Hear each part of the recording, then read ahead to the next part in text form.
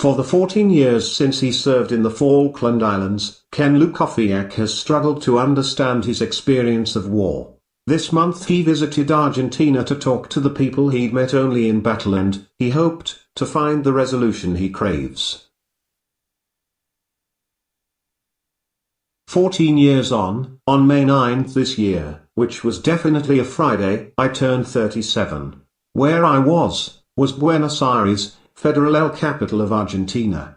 I was told before I traveled to Argentina that the first sight that would greet me on the road out of the airport was a large billboard carrying words that, roughly translated, say, "The Malvinas belong to Argentina." It turned out that this particular piece of information was a falsehood. The first billboard is for American Express, the second for Diners Club, the third for MasterCard, and so on. The Malvinas sign was actually a good mile or so from the airport and was a good eighth of the size of the advertising boards. Made me wonder. The place I had to visit first in Buenos Aires, and naturally enough, was the memorial for the one-time infants who grew up to become the recent just deaths for the Malvinas. I planned to see it before I did anything, even before I checked into my hotel, and bar one cup of coffee and a sweet croissant in a corner cafe bar. So it came to pass.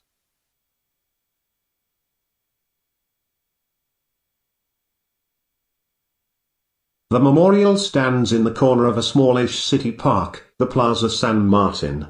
Its main eye-catcher is a long, curved wall that holds 25 stone plaques that between them hold 649 names. On the left-hand side of the wall, above the plaques, is a metal plate map of the islands, and above that, a flame, which I guess is meant to burn forever and ever.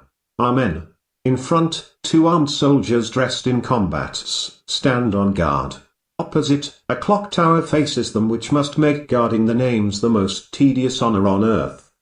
I visited the memorial every day, and most nights. 12 months earlier I had stood before another wall of names. Our wall, for our boys, which stands looking out over the still waters around Port Stanley. It's a curved wall, with names on, just like their wall. So similar are the two, you would think they were brothers. The only notable difference is that our wall has fewer names, and names that are raised above the stone, while in Buenos Aires they are carved into it. There are only 252 names on ours. Only. Which means that we won by over 2.5 to 1. On a beautiful afternoon in the Plaza San Martin, I watched a very beautiful woman with long, coal-black hair, walking the Argentine wall. She stopped at one of the stone plaques, fourth from the right, and remained motionless before it for a good 5 minutes. Then she reached out, touched a name, then stroked it, like she was reading Braille. And once again I go all obvious, I did that. She turned and walked away, past me and my Walkman, then sat alone on the bench next to mine. For the next half hour, between our questioning stares at the wall, we kept catching each other's eye. I wondered what she wondered about me, and I wanted to go over and hear her story. Who was it? Was he your father, brother, husband, lover? Couldn't have been son, you're too young.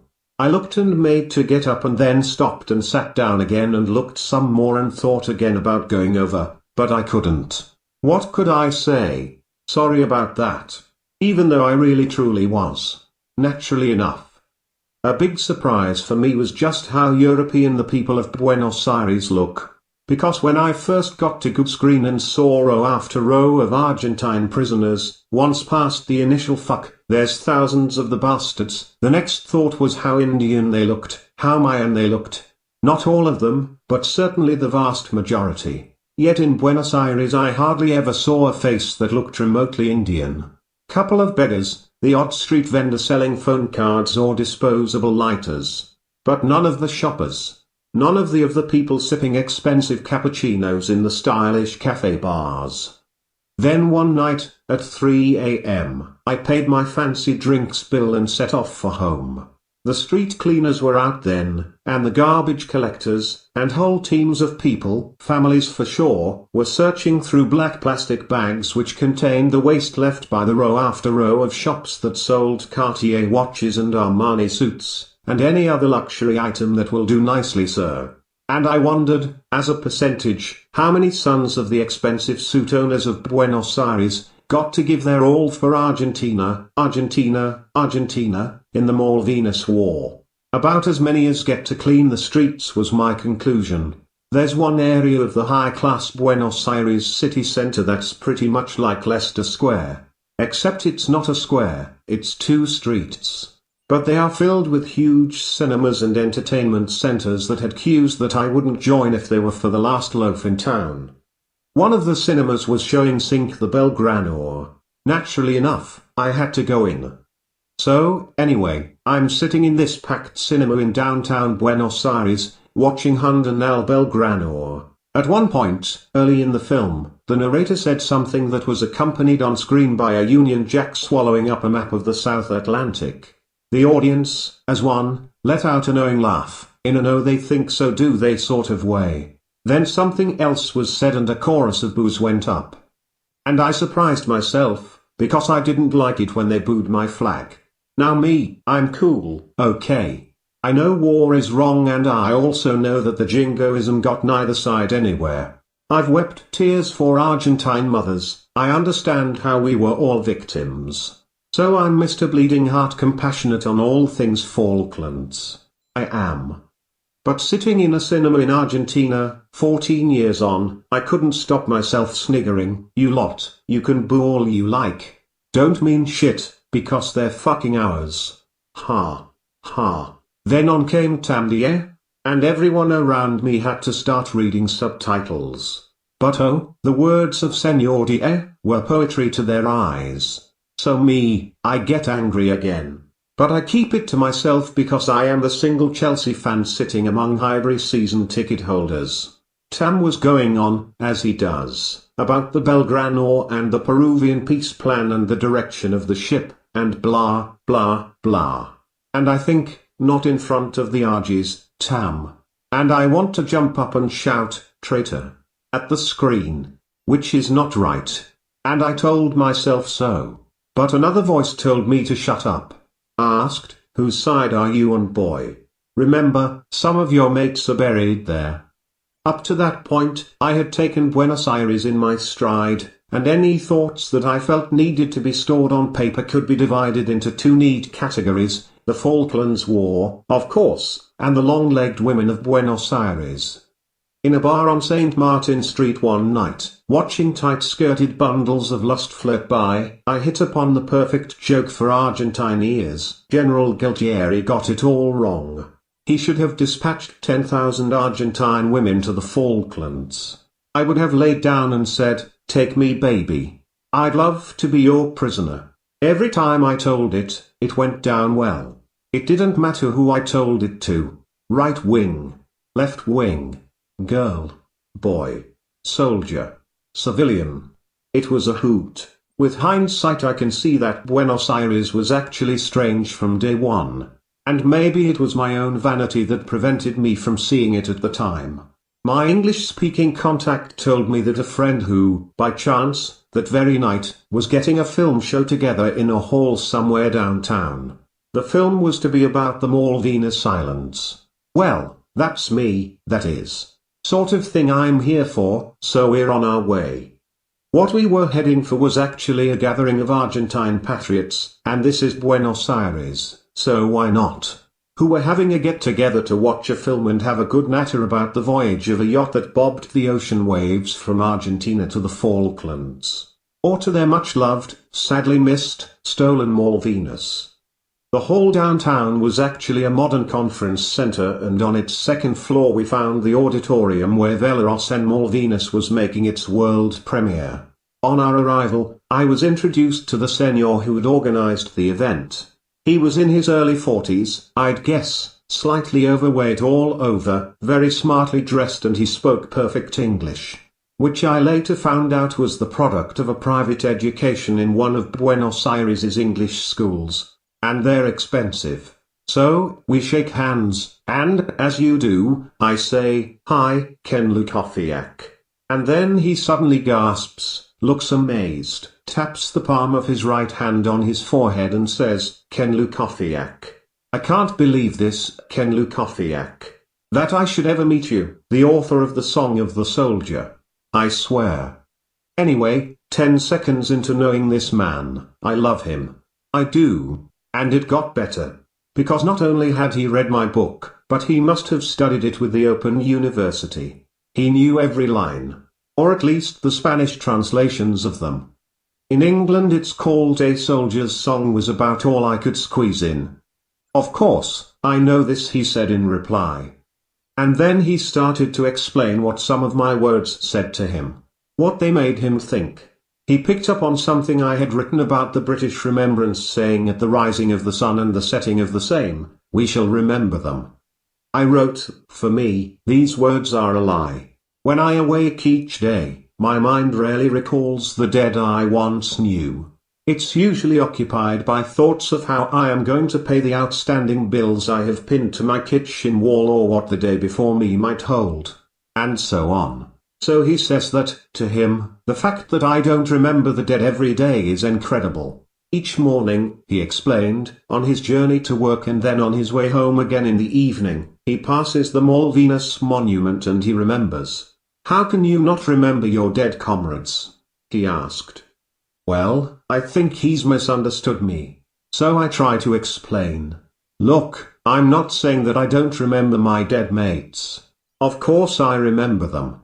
It's just that I struggle to make it a twice-a-day ritual. By this time I'm assuming he must be a veteran himself. But, just in case he isn't, I ask, were you on the islands during the war?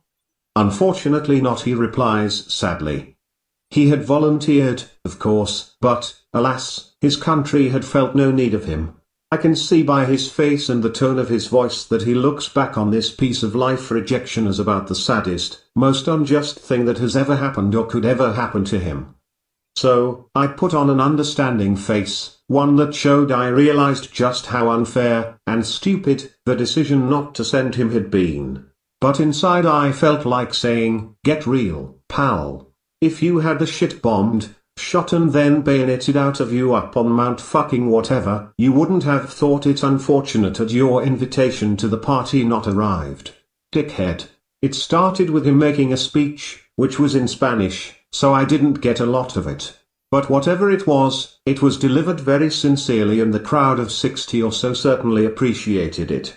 And then another 5 or 6 guys, who turned out had been crew members aboard the yacht that the film was about, got up in turns and made similar, softly spoken, sincere speeches. And I use the word sincere not in a mocking way, make no mistake, your Argentinians are very sincere about everything to do with the Falkland Islands. Or, as they see them, their much loved, sadly missed, stolen Malvinas. Eventually, the film starts and I discover, which is handy for me, that one of the crew is an Englishman called Paul, and, when Paul gets to have his windswept say to the camera, I learn the gist of the plot, which is that this group of men plus one woman are sailing to the Falkland as a sort of protest thing. When they finally get to the islands, they naturally want to pop ashore and stretch the old legs, even though they know they won't be allowed to, because Argentine passport holders are not allowed on the Falklands. Which is where Paul comes into it, because he's got a British passport. Now, what they want Paul to do, if he does get ashore, is to deliver a sack of Christmas cards to the little Kelper children from their little brothers and sisters on the mainland. Well, how I stopped myself laughing I do not know. Sentimental buggers. The last thing the little children of the Falkland Islands want is Christmas cards from the little kiddies whose country put armed troops on their streets. This might be very sad, but it's sadly understandable. So our gallant Argies, plus one, only get to bob around for a while in the waters off Port Stanley, look rock-like and wronged at the land ahoy, before pulling anchor and setting off back home. And my silent conclusion is that every single one of them is a raving loco. But then, after the film had finished, I was introduced to one of the crew members, a Senor Ignacio Goritai. Ignacio had been a soldier during the war. He fought on Mount Harriet against the Royal Marines and the conflict has been a large part of his mind ever since. We shook hands and both asked and answered the same first question, where were you on the islands? Then Ignacio began to reminisce about going off one day to look for a battery for a radio. And I said, "I've heard of you." And I had, because Ignacio was one of the soldiers featured in my very favorite book on the Falklands War, Fight for the Malvinas, by Martin Middlebrook. Ignacio and I were interrupted by the reappearance of Mr. English Public School. He was sorry, but he had to go and he wanted to ask me a question before he did. Fire away. Why did you kill the soldier on Wireless Ridge when you knew a ceasefire had been called? I explained that the soldier had a rifle and it was him or me. But surely, he pressed, you could have shouted that the war was over. Before I could come up with a reply that, once again didn't begin with the words, "Get real, pal," Ignacio jumped in on my behalf and pointed out that battlefield etiquette's just not like that. The man seemed to accept that, and with a short handshake, which was more than a little cold, he sulked off. "They don't understand," said Ignacio, "they can never know what it was like on those hills for us." When it was time for me and Ignacio to go our separate ways, we shook hands once more and then, with no words, we fell into something I had waited 14 years for. An embrace with my one-time enemy. And over the years I had fantasied that it would be a tearful event. But it wasn't. With my chin resting on Ignacio's shoulder, all I could do was smile. Then we both said, "Goodbye, my friend." I left the conference center on that moon-warmed, beautiful Buenos Aires night, with not a care in the world. It never entered my head to think over the questions I had been asked about the life I had ended on Wireless Ridge. And that was a mistake on my part. A big mistake. The following day Ignacio phoned my hotel and asked to see me again. He had bought my book and read it in one sitting and wanted to talk things over with me. He picked me up that evening and we headed for a bar and stayed there till 5 the next morning. I liked Ignacio very much, and that was a little awkward for me because Ignacio had been an officer in the Argentine army and I had always cast Argentine officers, because of their treatment of the conscripts, as the real villains of the war. But I know that Ignacio never treated any of his men badly. I just know that. 14 years on, Ignacio still carries his burdens of war, like all of us, I guess. His main one concerns 3 British soldiers that he saw one morning silhouetted on the skyline. He lifted his rifle and aimed and began to squeeze, but then stopped. He couldn't do it. He felt it would have been murder, even though no one on the planet could have accused him of such. Now he lies awake, or stops during the day, or thinks at traffic lights, and wonders how many Argentine lives those 3 British soldiers ended up taking. If, of course, any. And all I could say to console him was that either way he was a loser. If he had killed he would be worrying today that he had taken a life unjustly. And both of us realized that all of us had lost as soon as we'd set foot on the islands. Except not really. Because my side had won by over 2.5 to 1. On my second Friday in Buenos Aires, my birthday, I was invited to meet some Argentine veterans who had actually shot bullets at me, or at least people dressed very like me, at Goose Green. We were to meet at a restaurant on the Avenue Belgrano, and, like the good soldier I still sometimes am, I arrived 5 minutes early. I was met at the door by the woman who had arranged the meeting, Julia Pacheco, and was surprised to realize that I had met her 5 days before at the Buenos Aires Book Fair. Small world. Miss Pacheco is an author and she has just published her second book in Argentina on the Falklands conflict, Malvinas, What Next? I was shown to a table at the back of the restaurant, pointed to a seat, and introduced to a veteran, who was sitting opposite me, a translator, who sat next to the veteran, and another man, who was in his 60s and balding. I never really got to discover who he was. When I shook hands with the veteran I felt, maybe because of his grip or the briefness of the contact, that he didn't want to do that. His problem, hey? Then, via the translator, he asked his first question, "How do you sleep at night?" Now me, I think that there's a bit of poor translation going on here, and what he must mean is, how do any of us sleep at night, after what we all went through, during those terrible days? But no. His face said something very different. It said, how do you sleep at night after what you've done? And once again, I think, his problem, hey? Before I could get my, what do you mean by that?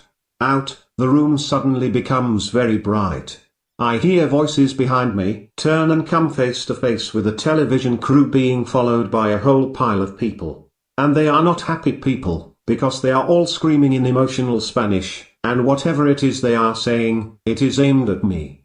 Suddenly the veteran in front of me starts shouting. I turn, look once more into his eyes, and then I become scared. And I still don't know what it is I am supposed to have done. Over the noise the translator tries to explain that I am a murderer, a war criminal. That I executed an Argentine soldier after the ceasefire. And for about half a second, I think, thank Christ, they've got me mixed up with someone else. But no. Almost as 3 or 4 of them pull out photocopied pages from my book and start waving them and screaming at me a whole lot more. And I become frightened. And a bit of my brain gives thanks that a TV crew are there because at least, hopefully, they can't lynch me in front of the cameras. To my left a female voice starts shouting and I turn to see what are for sure a whole group of mothers. And I pray, dear God, please don't let them be the mothers of soldiers who died on Wireless Ridge. Please. And now I'm really scared. At one point I stood to get something out of my pocket. A hand was placed on each of my shoulders and I was forced back down again. I stood again but was hit in the back. It didn't really hurt and I turned to stand eyeball to eyeball with the veteran who had hit me. And I thought, and I don't know why, training I guess, palm up fast under his chin, then smash his skull backwards in the wall 12 inches behind him. But I held back and I sat down again. How it all ended now is a blur. They all arrived as one and, with a few exceptions who had then pulled out, they left as one, fists waving, screaming all the way to the door. Then I got to have my somewhat shaken say to the TV cameras, though the first question took me back a little. In fact, a lot. I had just been accused on national television of committing war crimes, and the first thing I was asked was whether I believed the sinking of the Belgrano was a crime against humanity. And I wanted to scream at the TV journalist, listen, I was a fucking nobody with a rifle. What the fuck has the sinking of the Belgrano got to do with me? But of course I didn't say that. I said I didn't know. Our parliament had been lied to, for sure, but I didn't know. Then I refuted the allegations that had been aimed against me. The Argentine soldier was armed and I was a professional soldier. If I had not shot him I truly believe that he would have shot me. And I felt I was in a horrible position, because for me to say, please listen, the Argentine soldier who I killed on Wireless Ridge was a pop-up target. No more. No less. Seemed callous, cruel even. But it's true. And this is also true. My mind at the time I put paid to his future may have been having 1,000 thoughts and my heart may have been in a state of complete panic, but my right index finger wasn't getting involved. As it squeezed the trigger on my SMG 9mm, it remained calm, as did the rest of my body. And then the word calm worried me. Because added to killing or killer, it turns it up a notch or two. It forced me to wonder if I really was the cold, ruthless killing machine that so many books and paper articles say that members of my regiment are. The news crew left. I sat down, stunned, as if I'd just come out of combat. All I wanted then was to leave. But I could see that, outside, the veterans and mothers were still huddled on the pavement. Then the restaurant door flew open again and back came 3 of the mothers, who, I was about to discover, had all lost sons on the Belgrano, screaming and sobbing and heading my way. They reached my table, stood in a line facing me, and the one who had been the most vocal before, started pointing and shouting into my eyes all over again, while the other 2 provided backing vocals. And they held so much anger and hate, so much grief that they reminded me of a group of Bosnian peasants I had seen, distressing to camera while their village burned on a hillside out of focus in the background. One of the ladies, still crying, still accusing, still hating my way, fumbled in her purse. She pulled from it a small black and white photograph and held it under my nose. It was of her son, standing proud in his white dress uniform. He looked about 12, And I wanted to say sorry he was dead. And I wanted to ask, how old was he, please? But she didn't want to hear it. The other two brought out similar photographs of their dead sons. And they cried so much I wanted to hold them, but there was no way that I could. And then, shame on me, I got angry with them for what they were putting me through, and I wanted to jump up and shout back. Don't you understand, your son was me and my mother was you. But that was not really true. Their sons were dead and I was one of the men aboard the MV Norland who had cheered the day they had died. 300 less of the bastards to worry about. The mothers then left, with one final show of anger, and I pleaded with the translator to tell me what they had said. Really, you don't want to know. Eventually I could no longer see anyone through the restaurant glass and I left. And quickly. Outside, further up the pavement, they were still giving talking heads to the TV news crews. Just as they spotted me, I jumped into a cab, and looking out of the rear window all the way, I returned to my hotel. I checked out immediately, and sought sanctuary for the night at the house of some Argentine friends. They told me that on television the veterans had called for my immediate arrest and detainment to await a war crimes trial. They were horrified for me and tried to cheer me up with a bottle of birthday champagne and wishes for my future, but my thoughts were elsewhere. Everywhere. And I couldn't stop pushing them through my mind. A lot of my thoughts were angry. I wish that I had shouted at the veterans, shame you weren't this brave in back 1982. I also really wished that I had thought to say, you outnumbered me back in 82 and I wasn't fucking scared of you then, and I'm not fucking scared of you now. Though, of course, this would have been a complete lie. I was very scared. Especially back when we were killing each other. No messing. No words. And no matter how hard I tried, I couldn't stop imagining things I might have said. You want to ask me anything? Ask me about the wounded, screaming Argentine soldier that Bill and me had run out to under shellfire, your shellfire, I might add, to pull into cover. Or go find the Argentine sergeant who was unarmed and on his own, and who I took prisoner only 10 minutes before you say I murdered someone. Go ask him about me. And I hated those conscripts. Hated. And then I hated myself. So I tried to understand them. Young boys who had been sent by an evil junta, undertrained, under-equipped, underfed, just not prepared to fight. And when they returned to Argentina defeated, no one wanted to know them. They were ignored, forgotten, like a football team that had just lost a crucial international. And since those days, us Falkland heroes have had the odd, justifiable moan that not enough head doctors had been provided for us back in Britain. But if you were an Argentine conscript and, say, you lost a leg, when you got back to barracks, they gave you a crutch and off you hobbled back to your village. No payoff. No pension. No fuck all. No wonder more than 240 Malvinas veterans have committed suicide since then. And if only that was a fact that was taught to the young immediately after their first men in infant school. So I felt real bad about myself then, and I said, don't judge these men, Ken, because they're the real soldier victims of the Falklands War. Then, just like that, I turned again. I said, who do you think you are, Ken Lukowiak? Jesus or something? Forgive them, Lord, for they know not what they doeth. Fuck them. Then I didn't know what to think. And I realized that, just like Ignacio, I lost both ways. So I broke down, and couldn't stop crying. And I wished I had never come to Argentina. Which saddened me so much, because since the end of the war, I'd always wanted to go there.